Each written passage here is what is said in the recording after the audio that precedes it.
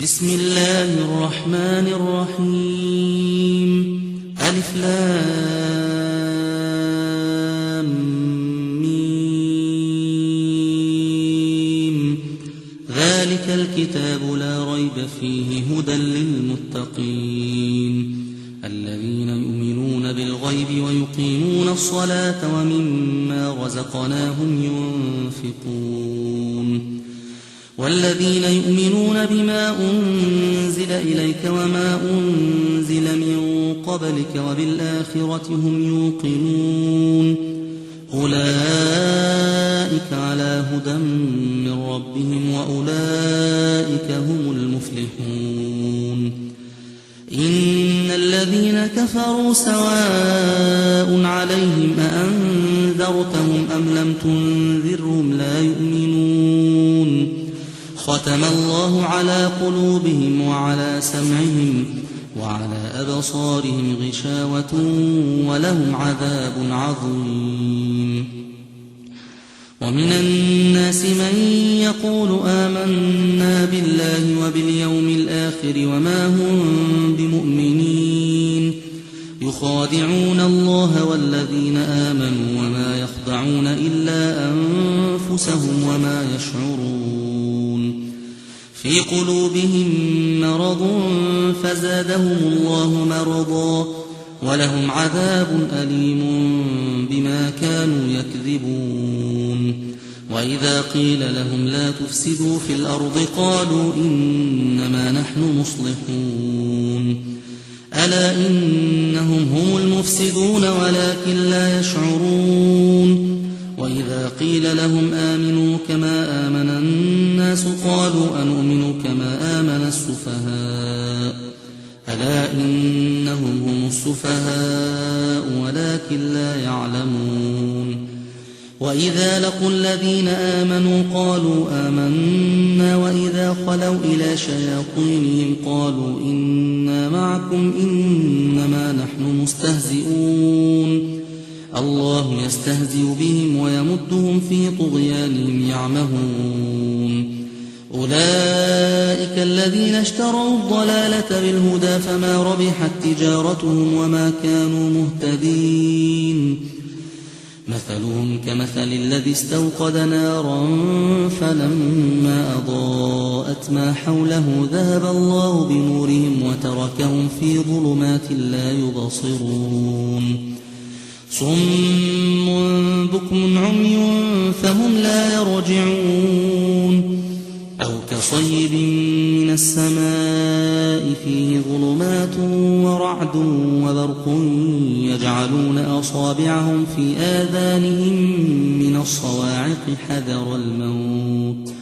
والله محيط بالكافرين يكاد البرق يخطف أبصارهم كلما أضاء لهم مشوا فيه وإذا أظلم عليهم قاموا ولو شاء الله لذهب بسمعهم وأبصارهم إن الله على كل شيء قدير يا أيها الناس اعبدوا ربكم الذي خلقكم والذين من قبلكم لعلكم تتقون الذي جعل لكم الأرض فراشا والسماء بناء وأنزل من السماء ماء فأخرج به من الثمرات رزقا لكم فلا تجعلوا لله أندادا وأنتم تعلمون وإن كنتم في ريب مما نزلنا على عبدنا فأتوا بسورة من مثله ودعوا شهداءكم من دون الله إن كنتم صادقين فإن لم تفعلوا ولن تفعلوا فاتقوا النار التي وقودها الناس والحجارة أعدت للكافرين وبشر الذين آمنوا وعملوا الصالحات أن لهم جنات تجري من تحتها الأنهار كلما رزقوا منها من ثمرة رزقا قالوا هذا الذي رزقنا من قبل وأتوا به متشابها ولهم فيها أزواج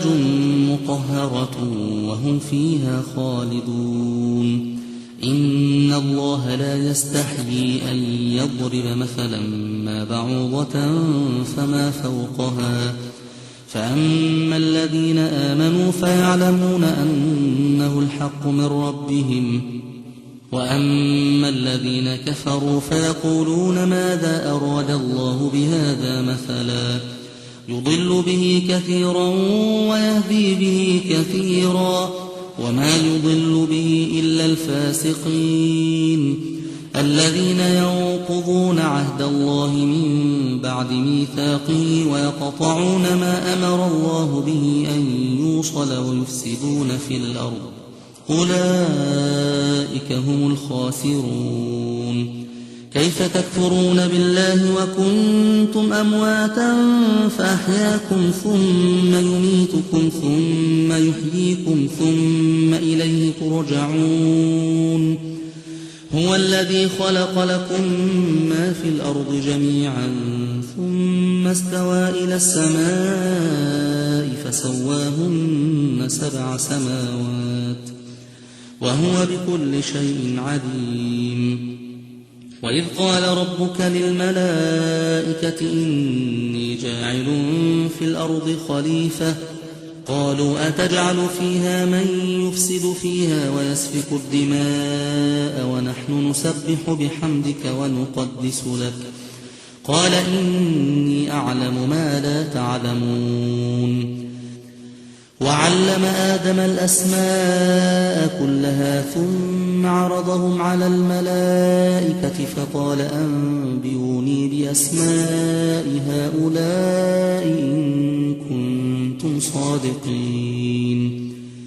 قالوا سبحانك لا علم لنا إلا ما علمتنا إنك أنت العليم الحكيم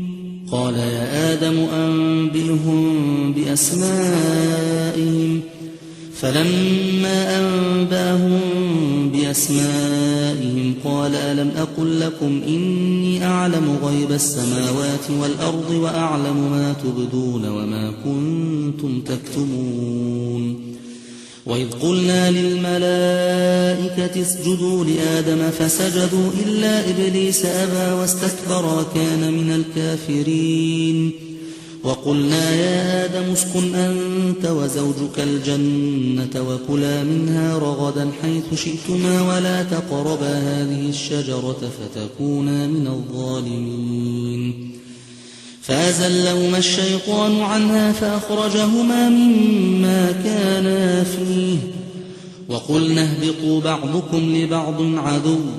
ولكم في الأرض مستقر ومتاع إلى حين فتلقى آدم من ربه كلمات فتاب عليه إنه هو التواب الرحيم قلنا اهبطوا منها جميعا فإما يأتينكم مني هدى فمن تبع هداي فلا خوف عليهم ولا هم يحزنون والذين كفروا وكذبوا بآياتنا أولئك أصحاب النار هم فيها خالدون يا بني إسرائيل اذكروا نعمتي التي أنعمت عليكم وأوفوا بعهدي أوف بعهدكم وإياي فارهبون وآمنوا بما أنزلت مصدقا لما معكم ولا تكونوا أول كافر به ولا تشتروا بآياتي ثمنا قليلا وإياي فاتقون ولا تلبسوا الحق بالباطل وتكتموا الحق وأنتم تعلمون وأقيموا الصلاة وآتوا الزكاة واركعوا مع الراكعين أتأمرون الناس بالبر وتنسون أنفسكم وأنتم تتلون الكتاب أفلا تعقلون واستعينوا بالصبر والصلاة وإنها لكبيرة إلا على الخاشعين الذين يظنون أنهم ملاقو ربهم وأنهم إليه راجعون يا بني إسرائيل اذكروا نعمتي التي أنعمت عليكم وأني فضلتكم على العالمين واتقوا يوما لا تجزي نفس عن نفس شيئا ولا يقبل منها شفاعة ولا يؤخذ منها عدل ولا هم ينصرون وإذ نجيناكم من آل فرعون يسومونكم سوء العذاب يذبحون أبناءكم ويستحيون نساءكم وفي ذلكم بلاء من ربكم عظيم وإذ فرقنا بكم البحر فأنجيناكم وأغرقنا آل فرعون وأنتم تنظرون وإذ واعدنا موسى 40 ليلة ثم اتخذتم العجل من بعده وأنتم ظالمون ثم عفونا عنكم من بعد ذلك لعلكم تشكرون وإذ آتينا موسى الكتاب والفرقان لعلكم تهتدون وإذ قال موسى لقومه يا قوم إنكم ظلمتم أنفسكم باتخاذكم العجل فتوبوا إلى بارئكم فقتلوا أنفسكم ذلكم خير لكم عند بارئكم فتاب عليكم إنه هو التواب الرحيم وإذ قلتم يا موسى لن نؤمن لك حتى نرى الله جهرة فأخذتكم الصاعقة وأنتم تنظرون ثم بعثناكم من بعد موتكم لعلكم تشكرون وظللنا عليكم الغمام وأنزلنا عليكم المن والسلوى كلوا من طيبات ما رزقناكم وما ظلمونا ولكن كانوا أنفسهم يظلمون وإذ قلنا ادخلوا هذه القرية فكلوا منها حيث شئتم رغدا وادخلوا الباب سجدا وقولوا حطة نغفر لكم خطاياكم وسنزيد المحسنين فبدل الذين ظلموا قولا غير الذي قيل لهم فأنزلنا على الذين ظلموا رجزا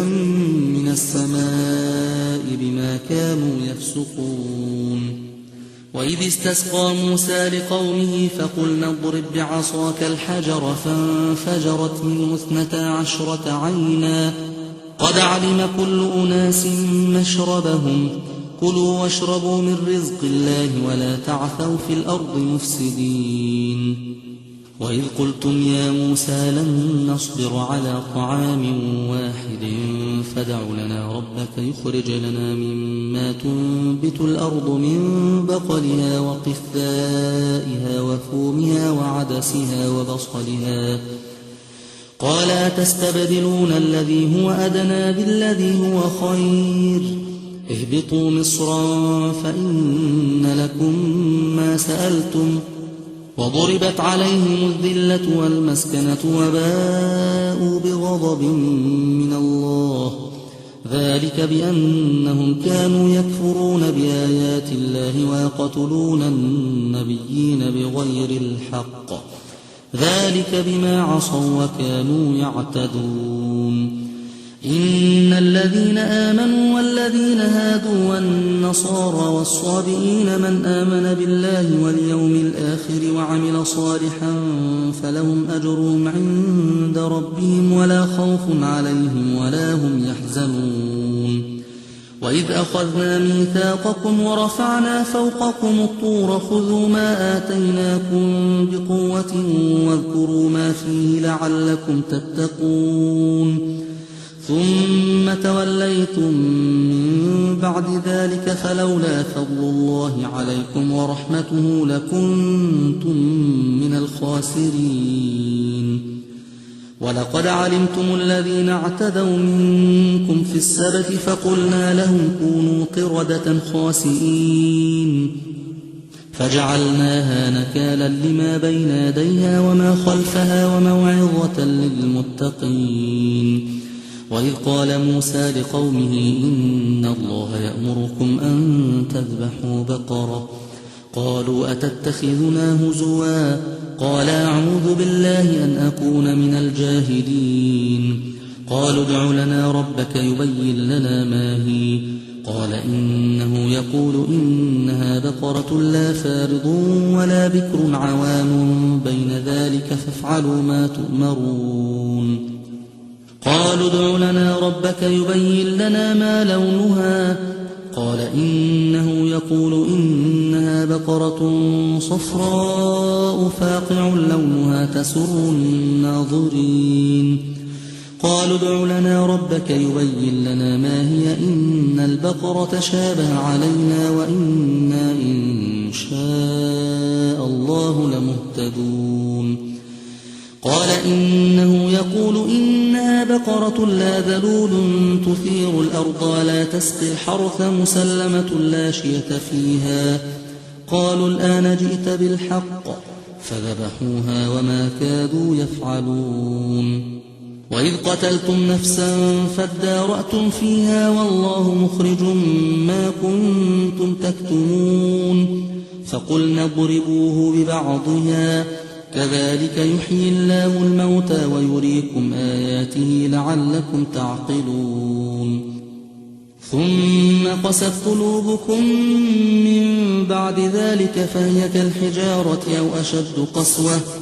وإن من الحجارة لما يتفجر منه الأنهار وإن منها لما يشقق فيخرج منه الماء وإن منها لما يهبط من خشية الله وما الله بغافل عما تعملون. أفتطمعون أن يؤمنوا لكم وقد كان فريق منهم يسمعون كلام الله ثم يحرفونه من بعد ما عقلوه وهم يعلمون. وإذا لقوا الذين آمنوا قالوا آمنا وإذا خلا بعضهم إلى بعض قالوا أتحدثونهم بما فتح الله عليكم ليحاجوكم به عند ربكم أفلا تعقلون. أولا يعلمون أن الله يعلم ما يسرون وما يعلنون. ومنهم أميون لا يعلمون الكتاب إلا أماني وإن هم إلا يظنون. فويل للذين يكتبون الكتاب بأيديهم ثم يقولون هذا من عند الله ليشتروا به ثمنا قليلا فويل لهم مما كتبت أيديهم وويل لهم مما يكسبون. وقالوا لن تمسنا النار إلا أياما معدودة قل اتخذتم عند الله عهدا فلن يخلف الله عهده أم تقولون على الله ما لا تعلمون. بلى من كسب سيئة وأحاطت به خطيئته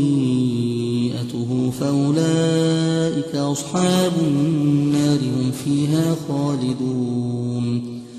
والذين آمنوا وعملوا الصالحات أولئك أصحاب الجنة هم فيها خالدون. وإذ أخذنا ميثاق بني إسرائيل لا تعبدون إلا الله وبالوالدين إحسانا وذي القربى واليتامى والمساكين وقولوا للناس حسنا وأقيموا الصلاة وآتوا الزكاة ثم توليتم إلا قليلا منكم وأنتم معرضون. وإذ أخذنا ميثاقكم لا تسفكون دماءكم ولا تخرجون أنفسكم من دياركم ثم أقررتم وأنتم تشهدون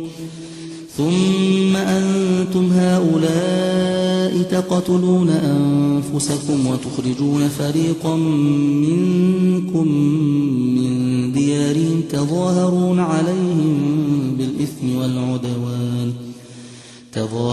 عليهم بالإثم والعدوان وإن يأتوكم أسارى تفادوهم وهو محرم عليكم إخراجهم أفتؤمنون ببعض الكتاب وتكفرون ببعض فما جزاء من يفعل ذلك منكم إلا خزي في الحياة الدنيا ويوم القيامة يردون إلى أشد العذاب وما الله بغافل عما تعملون أولئك الذين اشتروا الحياة الدنيا بالآخرة فلا يخفف عنهم العذاب ولا هم ينصرون ولقد آتينا موسى الكتاب وقفينا من بعده بالرسل وآتينا عيسى بن مريم البينات وأيدناه بروح القدس أفكلما جاءكم رسول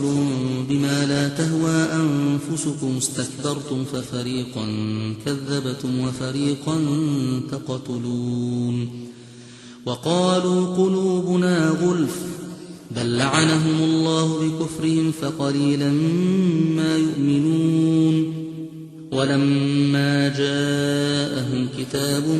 من عند الله مصدق لما معهم وكانوا من قبل يستفتحون على الذين كفروا فلما جاءهم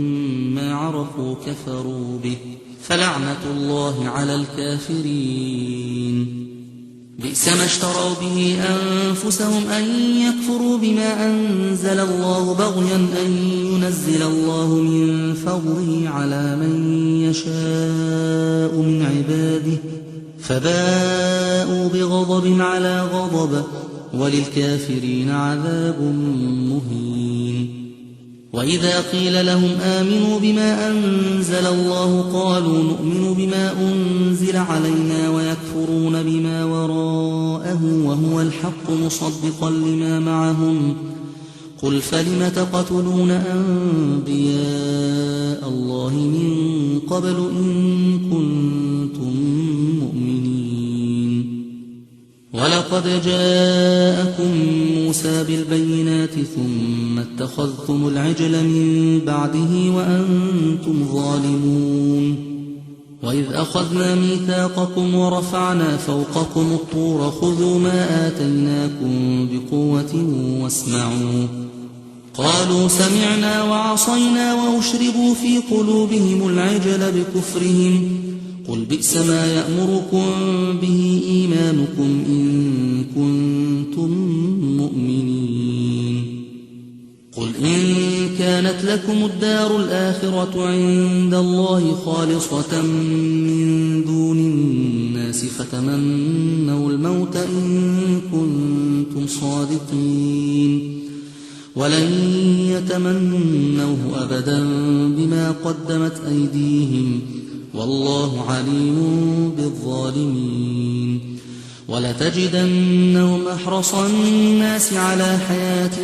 ومن الذين أشركوا يود أحدهم لو يعمر 1000 سنة وما هو بمزحزحه من العذاب أن يعمر والله بصير بما يعملون قل من كان عدوا لجبريل فإنه نزله على قلبك بإذن الله مصدقا لما بين يديه وهدى وبشرى للمؤمنين من كان عدوا لله وملائكته ورسله وجبريل وميكال فإن الله عدو للكافرين ولقد أنزلنا إليك آيات بينات وما يكفر بها إلا الفاسقون أوكلما عاهدوا عهدا نبذه فريق منهم بل أكثرهم لا يؤمنون ولما جاءهم رسول من عند عند الله مصدق لما معهم نبذ فريق من الذين أوتوا الكتاب كتاب الله وراء ظهورهم كأنهم لا يعلمون واتبعوا ما تتلو الشياطين على ملك سليمان وما كفر سليمان ولكن الشياطين كفروا يعلمون الناس السحر وما أنزل على الملكين ببابل هاروت وماروت وما يعلمان من أحد حتى يقولا إنما نحن فتنة فلا تكفر فيتعلمون منهما ما يفرقون به بين المرء وزوجه وما هم بضارين به من أحد إلا بإذن الله ويتعلمون ما يضرهم ولا ينفعهم ولقد علموا لمن اشتراه ما له في الآخرة من خلاق ولبئس ما شروا به أنفسهم لو كانوا يعلمون ولو أنهم آمنوا واتقوا لمثوبة من عند الله خير لو كانوا يعلمون يا أيها الذين آمنوا لا تقولوا راعنا وقولوا انظرنا واسمعوا وللكافرين عذاب أليم ما يود الذين كفروا من أهل الكتاب ولا المشركين أن ينزل عليكم من خير من ربكم والله يختص برحمته من يشاء والله ذو الفضل العظيم ما ننسخ من آية أو ننسها نأت بخير منها أو مثلها ألم تعلم أن الله على كل شيء قدير ألم تعلم أن الله له ملك السماوات والأرض وما لكم من دون الله من ولي ولا نصير أم تريدون أن تسألوا رسولكم كما سئل موسى من قبل ومن يتبدل الكفر بالإيمان فقد ضل سواء السبيل ود كثير من أهل الكتاب لو يردونكم من بعد إيمانكم كفارا حسدا من عند أنفسهم من بعد ما تبين لهم الحق فاعفوا واصفحوا حتى يأتي الله بأمره إن الله على كل شيء قدير وأقيموا الصلاة وآتوا الزكاة وما تقدموا لأنفسكم من خير تجدوه عند الله إن الله بما تعملون بصير وقالوا لن يدخل الجنة إلا من كان هودا أو نصارى تلك أمانيهم قل هاتوا برهانكم إن كنتم صادقين بلى من أسلم وجهه لله وهو محسن فله أجره عند ربه ولا خوف عليهم ولا هم يحزنون وقالت اليهود ليست النصارى على شيء وقالت النصارى ليست اليهود على شيء وهم يتلون الكتاب كذلك قال الذين لا يعلمون مثل قولهم فالله يحكم بينهم يوم القيامة فيما كانوا فيه يختلفون ومن أظلم ممن منع مساجد الله أن يذكر فيها اسمه وسعى في خرابها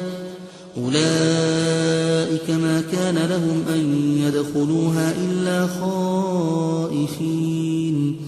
لهم في الدنيا خزي ولهم في الآخرة عذاب عظيم ولله المشرق والمغرب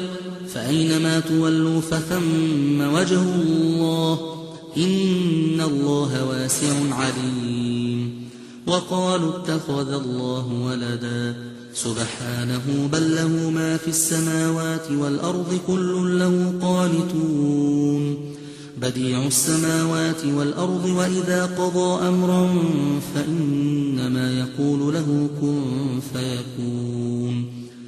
وقال الذين لا يعلمون لولا يكلمنا الله أو تأتينا آية كذلك قال الذين من قبلهم مثل قولهم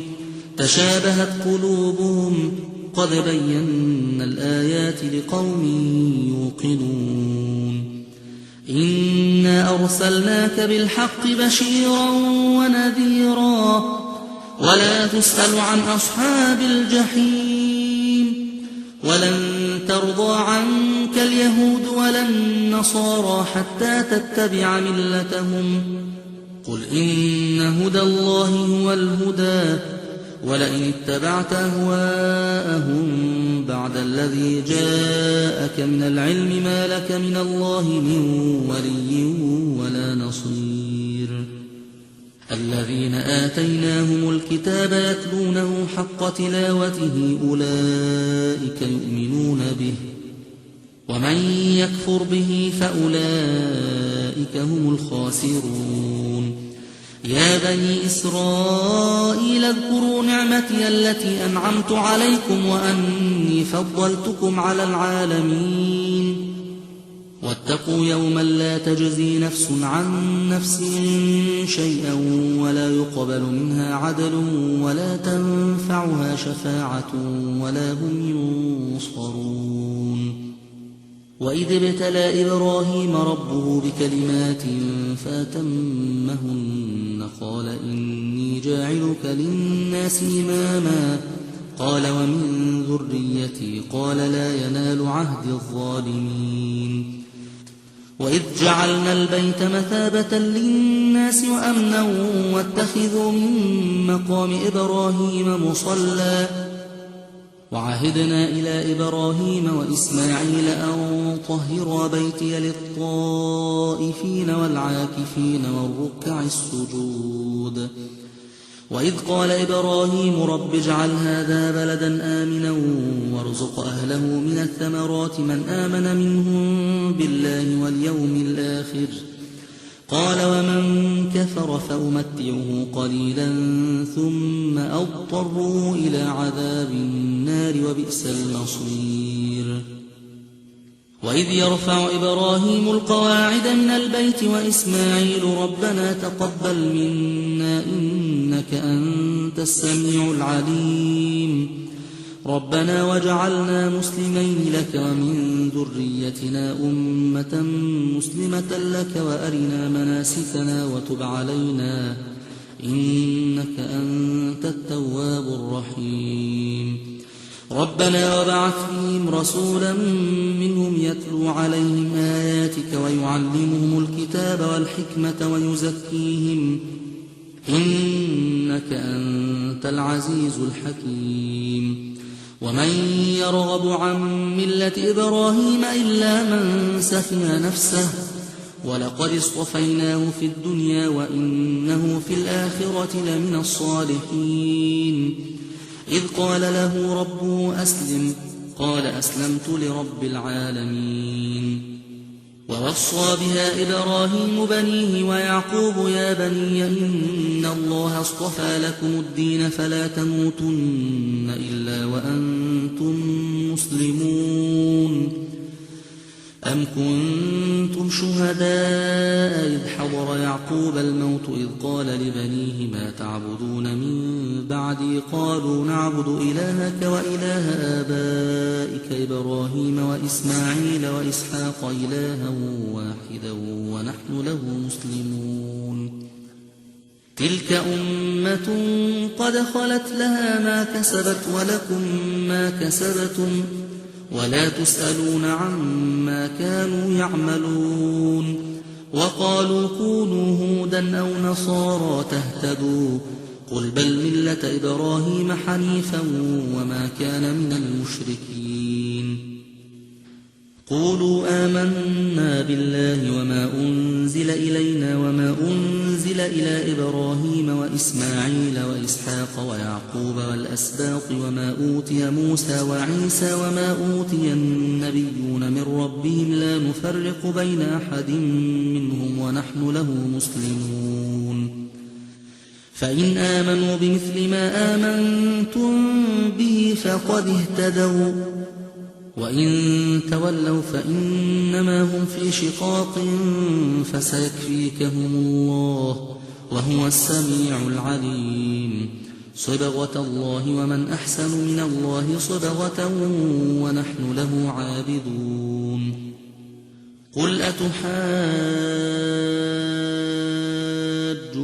في الله وهو ربنا وربكم ولنا أعمالنا ولكم أعمالكم ونحن له مخلصون أم تقولون إن إبراهيم وإسماعيل وإسحاق ويعقوب والأسباط كانوا هودا أو نصارى قل أأنتم أعلم أم الله ومن أظلم ممن كتم شهادة عنده من الله وما الله بغافل عما تعملون تلك أمة قد خلت لها ما كسبت ولكم ما كسبتم ولا تسألون عما كانوا يعملون سيقول السفهاء من الناس ما ولاهم عن قبلتهم التي كانوا عليها قل لله المشرق والمغرب يهدي من يشاء إلى صراط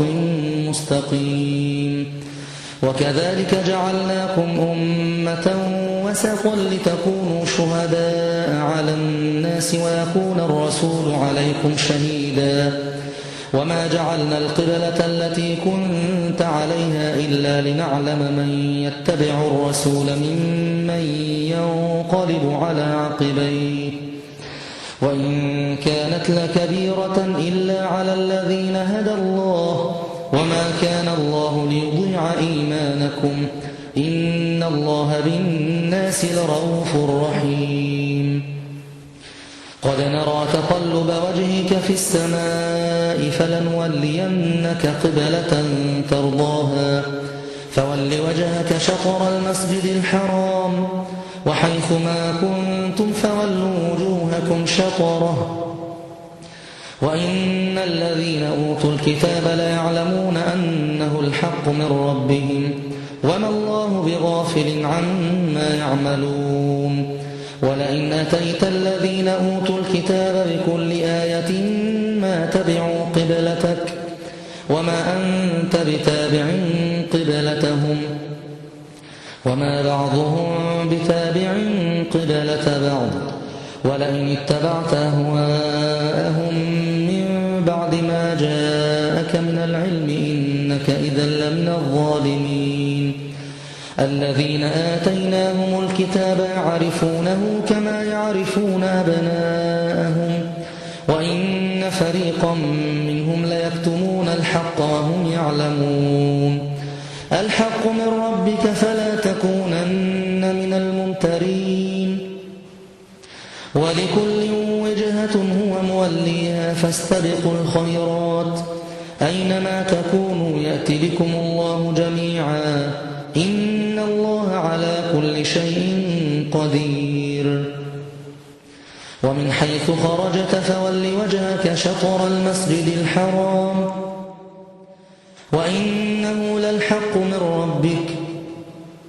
وما الله بغافل عما تعملون ومن حيث خرجت فول وجهك شطر المسجد الحرام وحيث ما كنتم فولوا وجوهكم شطره لئلا يكون للناس عليكم حجة إلا الذين ظلموا منهم فلا تخشوهم واخشوني وليتم نعمتي عليكم ولعلكم تهتدون كما أرسلنا فيكم رسولا منكم يتلو عليكم آياتنا ويزكيكم ويعلمكم الكتاب والحكمة ويعلمكم ما لم تكونوا تعلمون فاذكروني أذكركم واشكروا لي ولا تكفرون يا أيها الذين آمنوا استعينوا بالصبر والصلاة إن الله مع الصابرين ولا تقولوا لمن يقتل في سبيل الله أموات بل أحياء ولكن لا تشعرون ولنبلونكم بشيء من الخوف والجوع ونقص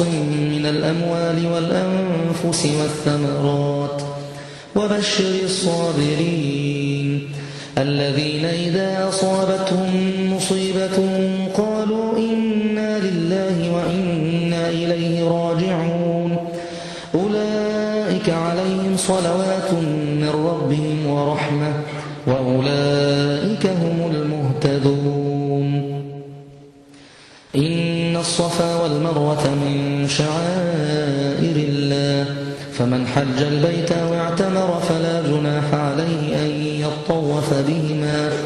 ومن تطوع خيرا فإن الله شاكر عليم إن الذين يكتمون ما أنزلنا من البينات والهدى من بعد ما بيناه للناس في الكتاب أولئك يلعنهم الله ويلعنهم اللاعنون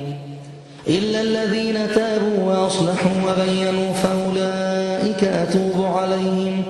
وأنا التواب الرحيم إن الذين كفروا وماتوا وهم كفار أولئك عليهم لعنة الله والملائكة والناس أجمعين خالدين فيها لا يخفف عنهم العذاب ولا هم ينظرون وإلهكم إله واحد لا إله إلا هو الرحمن الرحيم إن في خلق السماوات والأرض واختلاف الليل والنهار والفلك التي تجري في البحر بما ينفع الناس وما أنزل الله من السماء من ماء فأحيا به الأرض بعد موتها وبث فيها من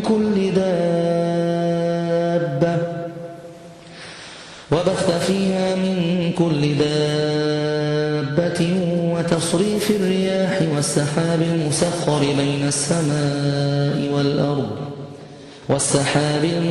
بين السماء والأرض لآيات لقوم يعقلون ومن الناس من يتخذ من دون الله أندادا يحبونهم كحب الله والذين آمنوا أشد حبا لله ولو يرى الذين ظلموا إذ يرون العذاب أن القوة لله جميعا وأن الله شديد العذاب إذ تبرأ الذين اتبعوا من الذين اتبعوا ورأوا العذاب وتقطعت بهم الأسباب وقال الذين اتبعوا لو أن لنا كرة فنتبرأ منهم كما تبرأوا منا كذلك يريهم الله أعمالهم حسرات عليهم وما هم بخارجين من النار يا أيها الناس كلوا مما في الأرض حلالا طيبا ولا تتبعوا خطوات الشيطان إنه لكم عدو مبين إنما يأمركم بالسوء والفحشاء وأن تقولوا على الله ما لا تعلمون وإذا قيل لهم اتبعوا ما أنزل الله قالوا بل نتبع ما ألفينا عليه آباءنا أولو كان آباؤهم لا يعقلون شيئا ولا يهتدون ومثل الذين كفروا كمثل الذي ينعق بما لا يسمع إلا دعاء ونداء صم بكم عمي فهم لا يعقلون يا أيها الذين آمنوا كلوا من طيبات ما رزقناكم واشكروا لله إن كنتم إياه تعبدون إنما حرم عليكم الميتة والدم ولحم الخنزير وما أهل به لغير الله فمن اضطر غير باغ ولا عاد فلا إثم عليه إن الله غفور رحيم إن الذين يكتمون ما أنزل الله من الكتاب ويشترون به ثمنا قليلا أولئك ما يأكلون في بطونهم إلا النار ولا يكلمهم الله يوم القيامة ولا يزكيهم ولهم عذاب أليم أولئك الذين اشتروا الضلالة بالهدى والعذاب بالمغفرة فما أصبرهم على النار ذلك بأن الله نزل الكتاب بالحق وإن الذين اختلفوا في الكتاب لفي شقاق بعيد ليس البر أن تولوا وجوهكم قبل المشرق والمغرب ولكن البر من آمن بالله واليوم الآخر والملائكة والكتاب والنبيين وآتى المال على حبه ذوي القربى واليتامى والمساكين وابن السبيل والسائلين وفي الرقاب وأقام الصلاة وآتى الزكاة والموفون بعهدهم إذا عاهدوا والصابرين في البأساء والضراء وحين البأس أولئك الذين صدقوا وأولئك هم المتقون يا أيها الذين آمنوا كتب عليكم القصاص في القتلى الحر بالحر والعبد بالعبد والأنثى بالأنثى فمن عفي له من أخيه شيء فاتباع بالمعروف وأداء إليه بإحسان ذلك تخفيف من ربكم ورحمة فمن اعتدى بعد ذلك فله عذاب أليم ولكم في القصاص حياة يا أولي الألباب لعلكم تتقون كتب عليكم إذا حضر أحدكم الموت إن ترك خيرا الوصية للوالدين والأقربين بالمعروف حقا على المتقين فمن بدله بعدما سمعه فإنما إثمه على الذين يبدلونه إن الله سميع عليم فمن خاف من موص جنفا أو إثما فأصلح بينهم فلا إثم عليه إن الله غفور رحيم يا أيها الذين آمنوا كتب عليكم الصيام كما كتب على الذين من قبلكم لعلكم تتقون أياما معدودات فمن كان منكم مريضا أو على سفر فعدة من أيام أخر وعلى الذين يطيقونه فدية طعام مسكين فمن تطوع خيرا فهو خير له وأن تصوموا خير لكم إن كنتم تعلمون شهر رمضان الذي أنزل فيه القرآن هدى للناس وبينات من الهدى والفرقان فمن شهد منكم الشهر فليصمه ومن كان مريضا أو على سفر فعدة من أيام أخر يريد الله بكم اليسر ولا يريد بكم العسر ولتكملوا العدة ولتكبروا الله على ما هداكم ولعلكم تشكرون وإذا سالك عبادي عني فإني قريب أجيب دعوة الداع إذا دعان فليستجيبوا لي وليؤمنوا بي لعلهم يرشدون أحل لكم ليلة الصيام الرفث إلى نسائكم هن لباس لكم وأنتم لباس لهن علم الله أنكم كنتم تختانون أنفسكم فتاب عليكم وعفى عنكم فالآن باشروهن وابتغوا ما كتب الله لكم وكلوا واشربوا حتى يتبين لكم الخيط الأبيض من الخيط الأسود من الفجر ثم أتموا الصيام إلى الليل ولا تباشروهن وأنتم عاكفون في المساجد تلك حدود الله فلا تقربوها كذلك يبين الله آياته للناس لعلهم يتقون ولا تأكلوا أموالكم بينكم بالباطل وتدلوا بها إلى الحكام لتأكلوا فريقا من أموال الناس بالإثم وأنتم تعلمون يسألونك عن الأهلة قل هي مواقيت للناس والحج وليس البر بأن تأتوا البيوت من ظهورها ولكن البر من اتقى وأتوا البيوت من أبوابها واتقوا الله لعلكم تفلحون وقاتلوا في سبيل الله الذين يقاتلونكم ولا تعتدوا إن الله لا يحب المعتدين وقتلوهم حيث ثقفتموهم وأخرجوهم من حيث أخرجوكم والفتنة أشد من القتل ولا تقاتلوهم عند المسجد الحرام حتى يقاتلوكم فيه فإن قاتلوكم فقتلوهم كذلك جزاء الكافرين فإن انتهوا فإن الله غفور رحيم وقاتلوهم حتى لا تكون فتنة ويكون الدين لله فإن انتهوا فلا عدوان إلا على الظالمين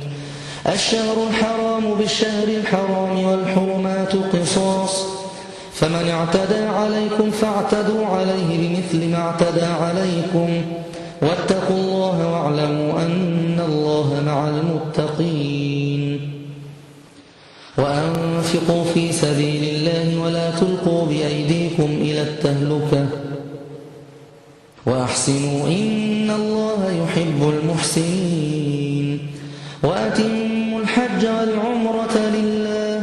فإن أحصرتم فما استيسر من الهدي ولا تحلقوا رؤوسكم حتى يبلغ الهدي محله فمن كان منكم مريضا أو به أذى من رأسه ففدية من صيام أو صدقة أو نسك فإذا أمنتم فمن تمتع بالعمرة إلى الحج فما استيسر من الهدي فمن لم يجد فصيام 3 أيام في الحج و7 إذا رجعتم تلك 10 كاملة ذلك لمن لم يكن أهله حاضر المسجد الحرام واتقوا الله واعلموا أن الله شديد العقاب الحج أشهر معلومات فمن فرض فيهن الحج فلا رفث ولا فسوق ولا جدال في الحج وما تفعلوا من خير يعلمه الله وتزودوا فإن خير الزاد التقوى واتقون يا أولي الألباب ليس عليكم جناح أن تبتغوا فضلا من ربكم فإذا أفضتم من عرفات فاذكروا الله عند المشعر الحرام واذكروه كما هداكم وإن كنتم من قبله لمن الضالين ثم أفيضوا من حيث أفاض الناس واستغفروا الله إن الله غفور رحيم فإذا قضيتم مناسككم فاذكروا الله كذكركم آباءكم أو أشد ذكرا فمن الناس من يقول ربنا آتنا في الدنيا وما له في الآخرة من خلاق ومنهم من يقول ربنا آتنا في الدنيا حسنة وفي الآخرة حسنة ربنا آتنا في الدنيا حسنة وفي الآخرة حسنة وقنا عذاب النار أولئك لهم نصيب مما كسبوا والله سريع الحساب واذكروا الله في أيام معدودات فمن تعجل في يومين فلا إثم عليه ومن تأخر فلا إثم عليه لمن اتقى واتقوا الله واعلموا أنكم إليه تحشرون ومن الناس من يعجبك قوله في الحياة الدنيا ويشهد الله على ما في قلبه وهو ألد الخصام وإذا تولى سعى في الأرض ليفسد فيها ويهلك الحرث والنسل والله لا يحب الفساد وإذا قيل له اتق الله أخذته العزة بالإثم فحسبه جهنم ولبئس المهاد ومن الناس من يشري نفسه ابتغاء مرضات الله والله رؤوف بالعباد يا أيها الذين آمنوا ادخلوا في السلم كافة ولا تتبعوا خطوات الشيطان إنه لكم عدو مبين فإن زللتم من بعد ما جاءتكم البينات فاعلموا أن الله عزيز حكيم هل ينظرون إلا أن يأتيهم الله في ظلل من الغمام والملائكة وقضي الأمر وإلى الله ترجع الأمور سل بني إسرائيل كم آتيناهم من آية بينة ومن يبدل نعمة الله من بعد ما جاءته فإن الله شديد العقاب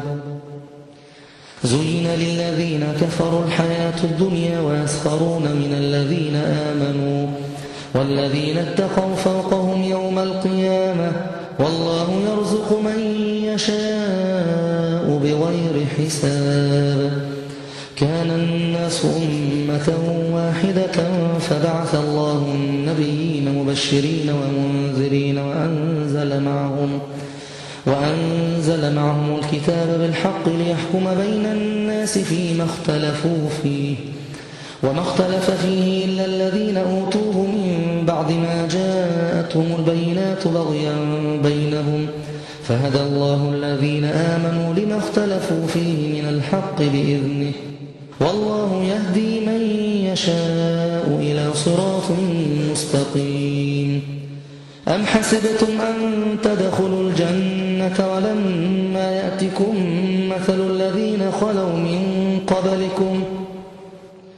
مستهم البأساء والضراء وزلزلوا حتى يقول الرسول والذين آمنوا معه متى نصر الله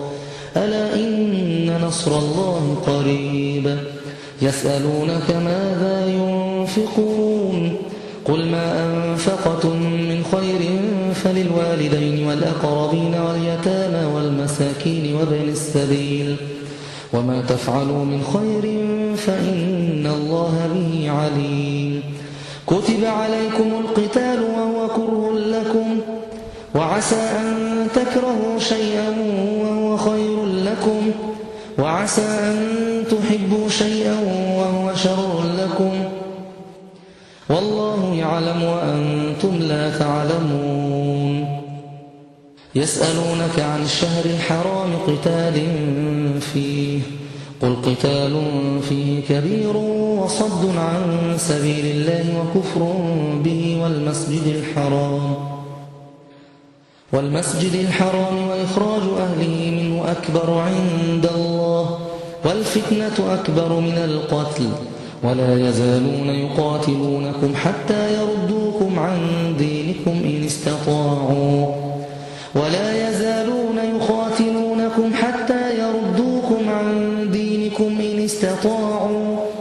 ومن يرتد منكم عن دينه فيمت وهو كافر فأولئك حبطت أعمالهم في الدنيا والآخرة وأولئك أصحاب النار هم فيها خالدون إن الذين آمنوا والذين هاجروا وجاهدوا في سبيل الله أولئك يرجون رحمة الله والله غفور رحيم يسألونك عن الخمر والميسر قل فيهما إثم كبير ومنافع للناس وإثمهما أكبر من نفعهما ويسألونك ماذا ينفقون قل العفو كذلك يبين الله لكم الآيات لعلكم تتفكرون في الدنيا والآخرة ويسألونك عن اليتامى قل إصلاح لهم خير وإن تخالطوهم فإخوانكم والله يعلم المفسد من المصلح ولو شاء الله لأعنتكم إن الله عزيز حكيم ولا تنكحوا المشركات حتى يؤمن ولأمة مؤمنة خير من مشركة ولو أعجبتكم ولا تنكحوا المشركين حتى يؤمنوا ولعبد مؤمن خير من مشرك ولو أعجبكم أولئك يدعون إلى النار والله يدعو إلى الجنة والمغفرة بإذنه ويبين آياته للناس لعلهم يتذكرون ويسألونك عن المحيض قل هو أذى فاعتزلوا النساء في المحيض ولا تقربوهن حتى يطهرن فإذا تطهرن فأتوهن من حيث أمركم الله إن الله يحب التوابين ويحب المتطهرين نساؤكم حرث لكم فأتوا حرثكم أنى شئتم وقدموا لأنفسكم واتقوا الله واعلموا أنكم ملاقوه وبشر المؤمنين ولا تجعلوا الله عرضة لأيمانكم أن تبروا وتتقوا وتصلحوا بين الناس والله سميع عليم لا يؤاخذكم الله باللغو في أيمانكم ولكن يؤاخذكم بما كسبت قلوبكم والله غفور حليم للذين يؤلون من نسائهم تربص 4 أشهر فإن فاءوا فإن الله غفور رحيم وإن عزموا الطلاق فإن الله سميع عليم والمطلقات يتربصن بأنفسهن 3 قروء ولا يحل لهن أن يكتمن ما خلق الله في أرحامهن إن كن يؤمن بالله واليوم الآخر وبعولتهن أحق بردهن في ذلك إن أرادوا إصلاحا ولهن مثل الذي عليهن بالمعروف وللرجال عليهن درجة والله عزيز حكيم الطلاق 2 فإمساك بمعروف أو تسريح بإحسان ولا يحل لكم أن تأخذوا مما آتيتموهن شيئا إلا أن يخافا ألا يقيما حدود الله فإن خفتم ألا يقيما حدود الله فلا جناح عليهما فيما افتدت به تلك حدود الله فلا تعتدوها ومن يتعد حدود الله فأولئك هم الظالمون فإن طلقها فلا تحل له من بعد حتى تنكح زوجا غيره فإن طلقها فلا جناح عليهما أن يتراجعا إن ظنا أن يقيما حدود الله وتلك حدود الله يبينها لقوم يعلمون وإذا طلقتم النساء فبلغن أجلهن فامسكوهن بمعروف أو سرحوهن بمعروف ولا تمسكوهن ضرارا لتعتدوا ومن يفعل ذلك فقد ظلم نفسه ولا تتخذوا آيات الله هزوا واذكروا نعمة الله عليكم وما أنزل عليكم من الكتاب والحكمة يعظكم به واتقوا الله واعلموا أن الله بكل شيء عليم وإذا طلقتم النساء فبلغن أجلهن فلا تعضلوهن أن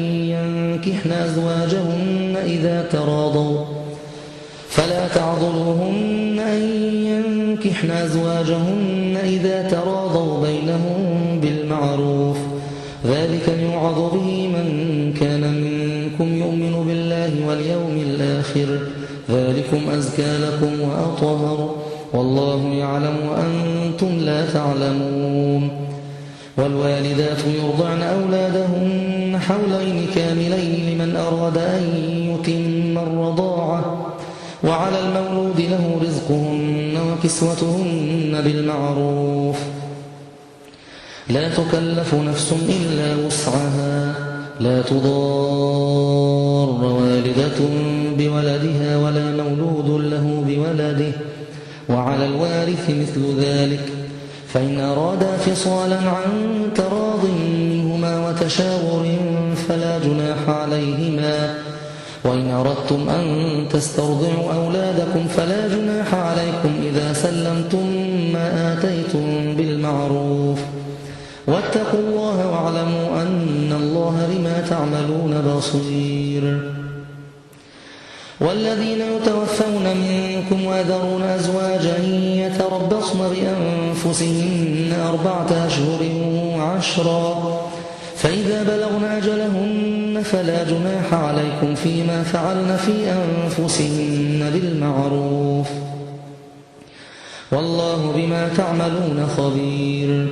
ولا جناح عليكم فيما عرضتم به من خطبة النساء أو أكننتم في أنفسكم، علم الله أنكم ستذكرونهن ولكن لا تواعدوهن سرا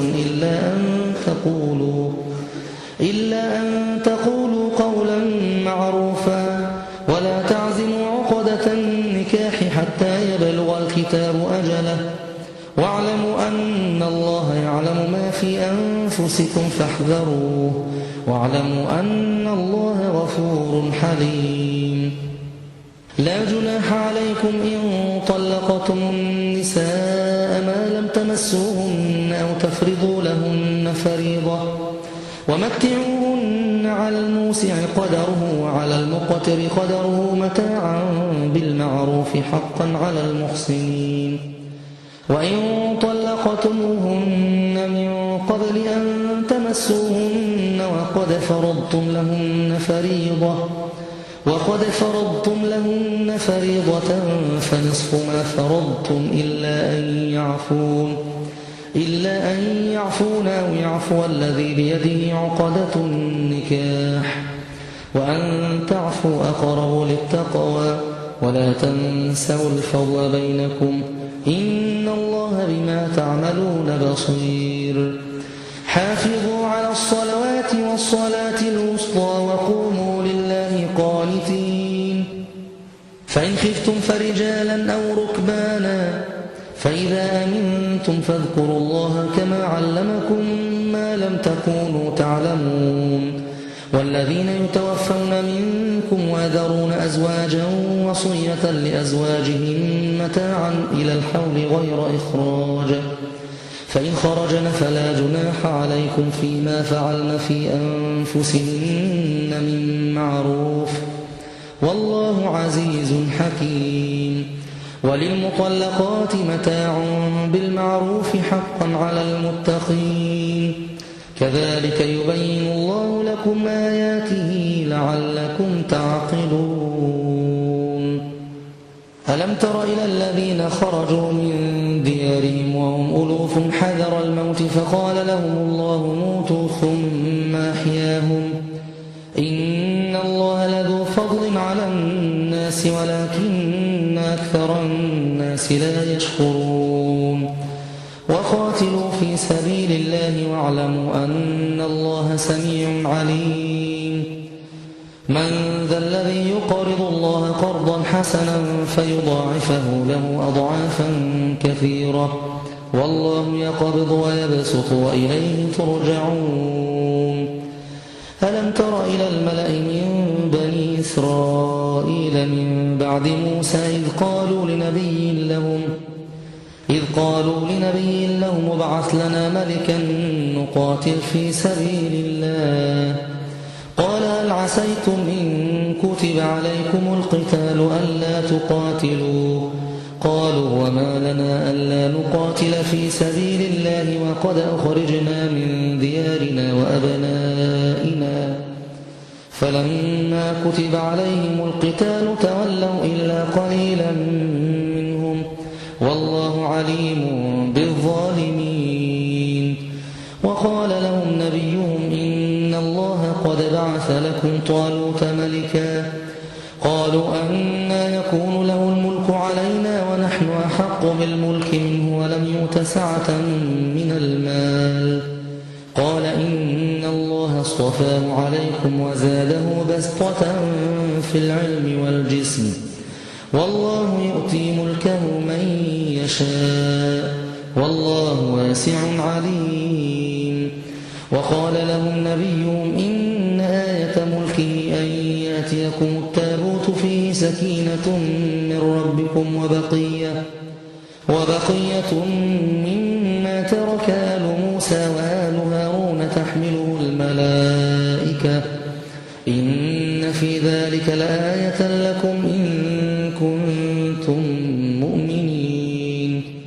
فلما فصل طالوت بالجنود قال إن الله مبتليكم بنهر فمن شرب منه فليس مني ومن لم يطعمه فإنه مني إلا من اغترف غرفة بيده فشربوا منه إلا قليلا منهم. فلما جاوزه هو والذين آمنوا معه قالوا لا طاقة لنا اليوم بجالوت وجنوده. قال الذين يظنون أنهم ملاقوا الله كم من فئة قليلة غلبت فئة كثيرة بإذن الله والله مع الصابرين. ولما برزوا لجالوت وجنوده قالوا ربنا أفرغ علينا صبرا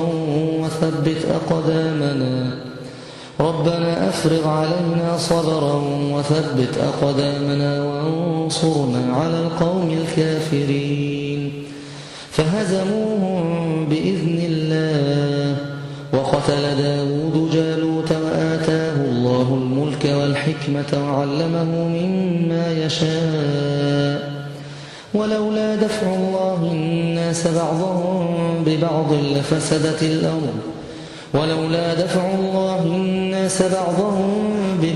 لفسدت الأرض ولكن الله ذو فضل على العالمين. تلك آيات الله نتلوها عليك بالحق وإنك لمن المرسلين. تلك الرسل فضلنا بعضهم على بعض منهم من كلم الله ورفع بعضهم درجات وآتينا عيسى ابن مريم البينات وأيدناه بروح القدس ولو شاء الله ما اقتتل الذين من بعدهم من بعد ما جاءتهم البينات ولكن اختلفوا فمنهم من آمن ومنهم من كفر ولو شاء الله ما اقتتلوا ولكن الله يفعل ما يريد. يا أيها الذين آمنوا أنفقوا مما رزقناكم من قبل أن يأتي يوم لا بيع فيه ولا خلة ولا شفاعة والكافرون هم الظالمون. الله لا إله إلا هو الحي القيوم لا تأخذه سنة ولا نوم له ما في السماوات وما في الأرض من ذا الذي يشفع عنده إلا بإذنه يعلم ما بين أيديهم وما خلفهم ولا يحيطون بشيء من علمه إلا بما شاء وسع كرسيه السماوات والأرض ولا يؤوده حفظهما وهو العلي العظيم. لا إكراه في الدين قد تبين الرشد من الغي فمن يكفر بالطاغوت ويؤمن بالله فقد استمسك بالعروة الوثقى لا انفصام لها والله سميع عليم. الله ولي الذين آمنوا يخرجهم من الظلمات إلى النور والذين كفروا أولياؤهم الطاغوت يخرجونهم من النور إلى الظلمات أولئك أصحاب النار هم فيها خالدون. ألم تر إلى الذي حاج إبراهيم في ربه أن آتاه الله الملك إذ قال إبراهيم ربي الذي يحيي ويميت قال أنا أحيي وأميت فإن الله يأتي بالشمس من المشرق فأت بها من المغرب فبهت الذي كفر والله لا يهدي القوم الظالمين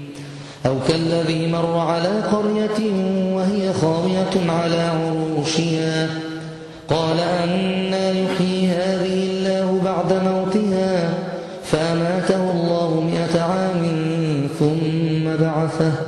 قال كم لبثت قال لبثت يوما أو بعض يوم قال بل لبثت 100 عام فانظر إلى طعامك وشرابك لم يتسنه وانظر إلى حمارك ولنجعلك آية للناس وانظر إلى العظام كيف ننشزها ثم نكسوها لحما فلما تبين له قال أعلم أن الله على كل شيء قدير وإذ قال إبراهيم رب أرني كيف تحيي الموتى قال أولم تؤمن قال بلى ولكن ليطمئن قلبي قال فخذ 4 من الطير فصرهن إليك ثم اجعل على كل جبل منهن جزءا ثم دعهن يأتينك سعيا واعلم أن الله عزيز حكيم مثل الذين ينفقون أموالهم في سبيل الله كمثل حبة أنبتت 7 سنابل في كل سنبلة 100 حبة والله يضاعف لمن يشاء والله واسع عليم الذين ينفقون أموالهم في سبيل الله ثم لا يتبعون ما أنفقوا منا ولا أذى لهم أجرهم عند ربهم ولا خوف عليهم ولا هم يحزنون قول معروف ومغفرة خير من صدقة يتبعها أذى والله غني حليم يا أيها الذين آمنوا لا تبطلوا صدقاتكم بالمن والأذى كالذي ينفق ماله رئاء الناس ولا يؤمن بالله واليوم الآخر فمثله كمثل صفوان عليه تراب فأصابه وابل فتركه صلدا لا يقدرون على شيء مما كسبوا والله لا يهدي القوم الكافرين ومثل الذين ينفقون أموالهم ابتغاء مرضات الله وتثبيتا من أنفسهم كمثل جنة بربوة أصابها وابل فآتت أكلها ضعفين فإن لم يصبها وابل فطل والله بما تعملون بصير أيود أحدكم أن تكون له جنة من نخيل وأعناب تجري من تحتها الأنهار له فيها من كل الثمرات وأصابه الكبر وله ذرية ضعفاء فأصابها إعصار فيه نار فاحترقت كذلك يبين الله لكم الآيات لعلكم تتفكرون يا أيها الذين آمنوا أنفقوا من طيبات ما كسبتم ومما أخرجنا لكم من الأرض ولا تيمموا الخبيث منه تنفقون ولستم بآخذيه إلا أن تغمضوا فيه واعلموا أن الله غني حميد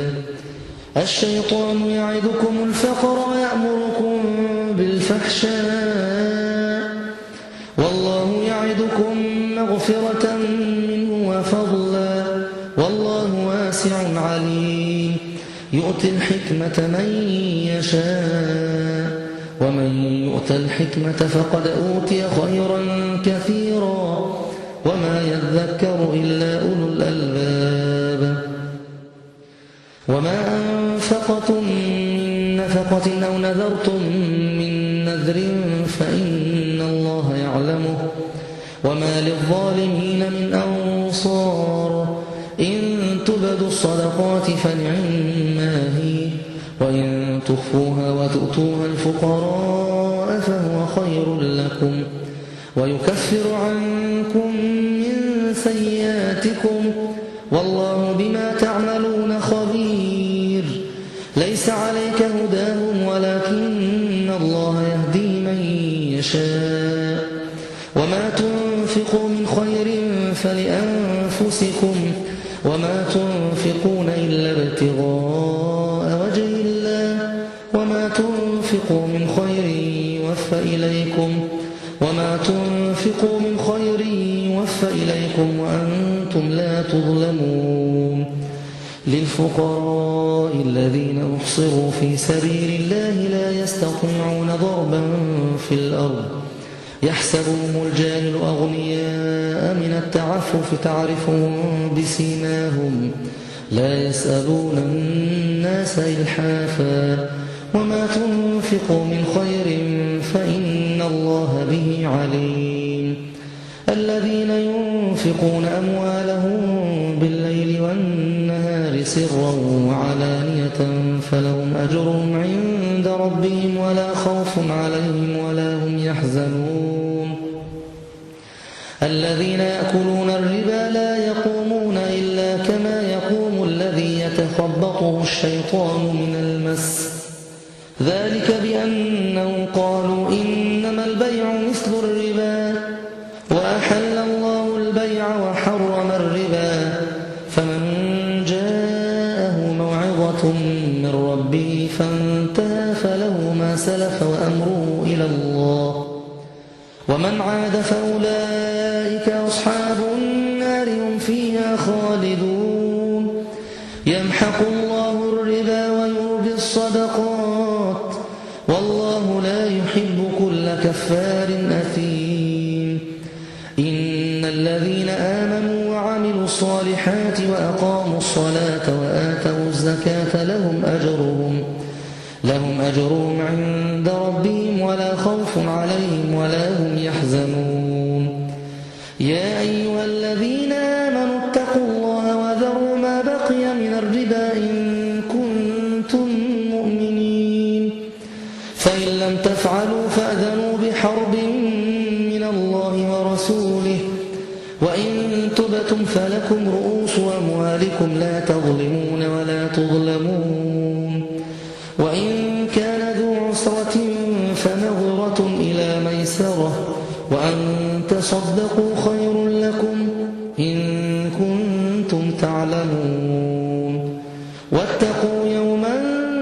ترجعون فيه إلى الله ثم توفى كل نفس ما كسبت وهم لا يظلمون يا أيها الذين آمنوا إذا تداينتم بدين إلى أجل مسمى فاكتبوه وليكتب بينكم كاتب بالعدل ولا يأب كاتب أن يكتب كما علمه الله فليكتب وليملل الذي عليه الحق وليتق الله ربه ولا يبخس منه شيئا فإن كان الذي عليه الحق سفيها أو ضعيفا أو لا يستطيع أن يمل هو فليملل وليه بالعدل واستشهدوا شهيدين من رجالكم فإن لم يكونا رجلين فرجل وامرأتان ممن ترضون من الشهداء أن تضل إحداهما فتذكر إحداهما الأخرى ولا يأبى الشهداء إذا ما دعوا ولا تسأموا أن تكتبوه صغيرا أو كبيرا إلى أجله ذلكم أقسط عند الله وأقوم للشهادة وأدنى ألا ترتابوا إلا أن تكون تجارة حاضرة تديرونها بينكم فليس عليكم جناح ألا تكتبوها وأشهدوا إذا تبايعتم ولا يضار كاتب ولا شهيد وإن تفعلوا فإنه فسوق بكم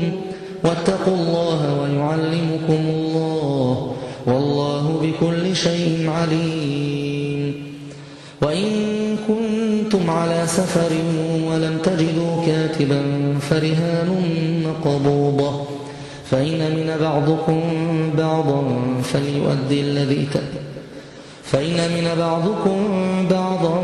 فليؤدي الذي اؤتمن أمانته وليتق الله ربه ولا تكتموا الشهادة ومن يكتمها فإنه آثم قلبه والله بما تعملون عليم. لله ما في السماوات وما في الأرض وإن تبدوا ما في أنفسكم أو تخفوه يحاسبكم به الله فيغفر لمن يشاء ويعذب من يشاء والله على كل شيء قدير. آمن الرسول بما أنزل إليه من ربه والمؤمنون كل آمن بالله وملائكته وكتبه ورسله لا نفرق بين أحد من رسله وقالوا سمعنا وأطعنا غفرانك ربنا وإليك المصير. لا يكلف الله نفسا إلا وسعها لها ما كسبت وعليها ما اكتسبت ربنا لا تؤاخذنا إن نسينا أو أخطأنا ربنا ولا تحمل علينا إصرا كما حملته على الذين من قبلنا ربنا ولا تحملنا ما لا طاقة لنا به واعف عنا واغفر لنا وارحمنا أنت مولانا فانصرنا على القوم الكافرين.